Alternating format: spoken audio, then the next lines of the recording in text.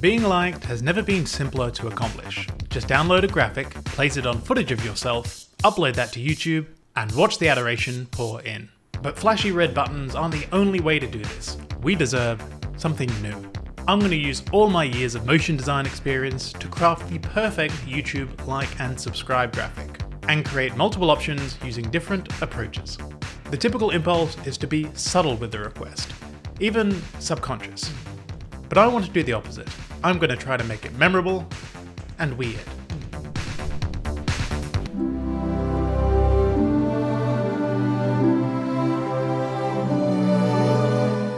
Now this is the most basic one. The animation is simply keyframing the position of the eyelid in After Effects, moving it downwards. No eating, nothing flashy. I was inspired by cutout animations like Terry Gilliam's incredible work in Monty Python. The technique is simple. You could create your own just by filming 2 bits of paper. Cut! That's it! We're not going to allow this sort of smut on the screen. Just when it was getting good. But the idea to animate the eyelid like this came from a recent animated short by Joe Kappa called Ha Ha You Clowns, Part 2. Now sometimes the characters have traditionally animated blinks with a separate eyes closed drawing, and other times this happened. And I haven't been able to get it out of my mind since. There's something about it. It's so uncanny. It's robotic and lo-fi, but also so unexpected and weirdly subtle that I was just captivated. I had to create one for myself. So I drew a painterly version of my eye using Procreate, gave myself some fantastic lashes, and inscribed the commands onto my eyelid using the text tool. Now often these graphics ask you to like the video, but also make sure that you don't forget to subscribe. We wouldn't want you to forget. And also hit that bell icon so you don't miss out. Now I think that's just too ambitious of an ask, so for the rest of these graphics I'll just ask for a simple like.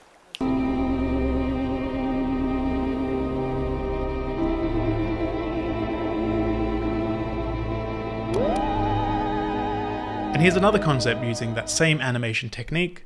For the design, I wanted the finger to be relatable. From recent surveys, YouTube users aren't really seeing themselves as humans with agency in what videos they watch, but more as like a goblin-like creature sort of slithering through YouTube by the algorithm to avoid the real world. So we do want to represent that in the design of the finger. Now the total time for this graphic does total 10 seconds. But don't worry, I've also made a full 8-minute one in case you need to pad out your videos for maximum watch time.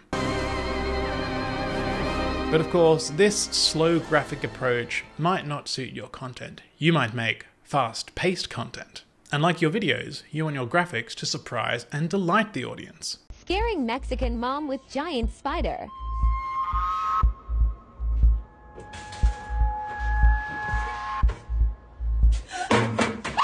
So I tried something a bit more exciting.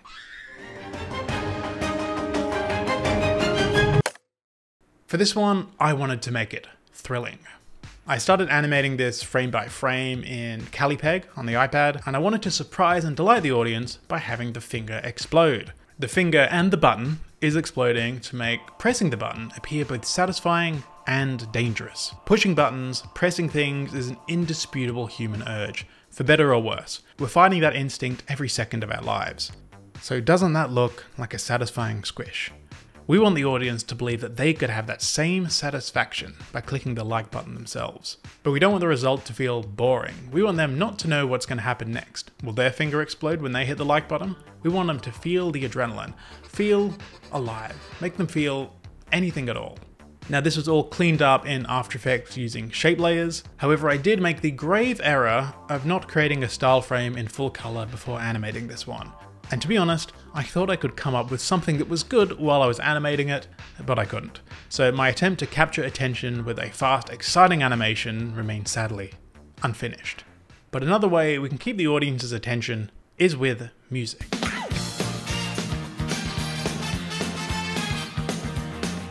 But if you even so think of using copyrighted music in your videos, the authorities are gonna come knocking down your door, claiming copyright all over the place, leaving you and your videos crying, traumatized, and worse, demonetized. That's why I'm using Lickd, the wonderful sponsor for this video, a music platform with access to the world's biggest artists that you can use on your YouTube videos risk-free. Over 1 million mainstream popular music tracks like and even Come on, Barbie, let's go party. tracks that you recognize. And things that you recognize have never been a more important part of popular culture. So not only can you use the music that you want to in your videos, your audience will respond to it. Lickd have done the math, so you get to keep your ad revenue and help your channel grow. Plus, Lickd have a great stock music catalog as well. Sign up to Lickd with my link for 14 days of free stock music and 50% off your first mainstream chart track. I know which one I'm choosing.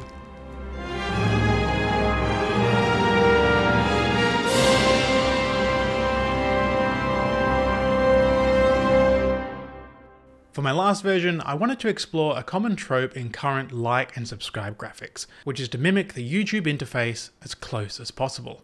So for this one, I wanted to represent the YouTube interface closely, but through the lens of a 90s paranoid anime aesthetic.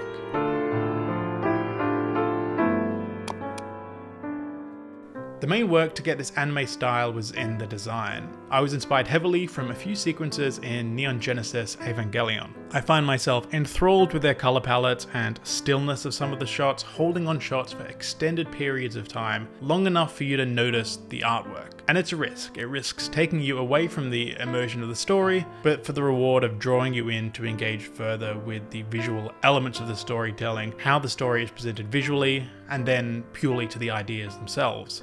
Damn, I could do video essays. そう、あなたが考えない限り。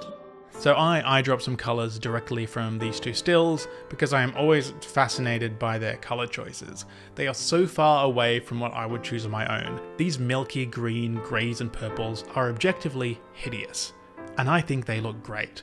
They go so far to help capture this style and work so well together. The animation itself is very simple, again all made with After Effects, keyframing the position on the cursor and the button elements. I made some extra layers so the button interface looked like it's being pressed down in 3 dimensions. And to make it feel even more like retro anime, I added a bunch of effects to degrade it. Here it is before and after.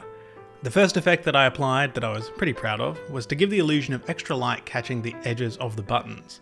And that was on an adjustment layer applied just over the buttons. I added the Find Edges effect to get the outline over everything. I inverted it and then added a 10 pixel vertical directional blur to soften it out in one direction. Then I set the blending mode to screen and knocked the opacity down to 50%. I also added a small drop shadow on the cursor to make it feel like a separate element on an animation cell that was casting a small shadow because of the thickness of the cell and the ink. Now on top of everything, to get it to look softer, I added another adjustment layer, this time with a horizontal directional blur, set the blending mode to soft light, and then desaturated it so it wasn't too exciting. Then on another adjustment layer on top, I added a vignette, a subtle shake, wiggling the position on a transform effect, so it appeared to be slightly misaligned when they'd scanned it in or when played back on a VHS tape head.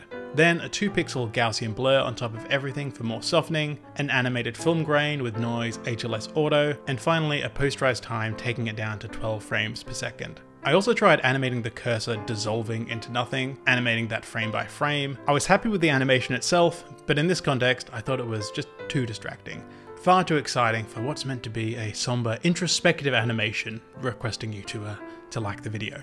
So I've created 4 different versions. I'm happy with how weird and different they are, but they could always be weirder. Which one do you think will work the best? And if you want to learn motion design, I've got a channel's worth of videos and courses for intermediate and beginner animators on my website. Oh, and I almost forgot, please give this video a like.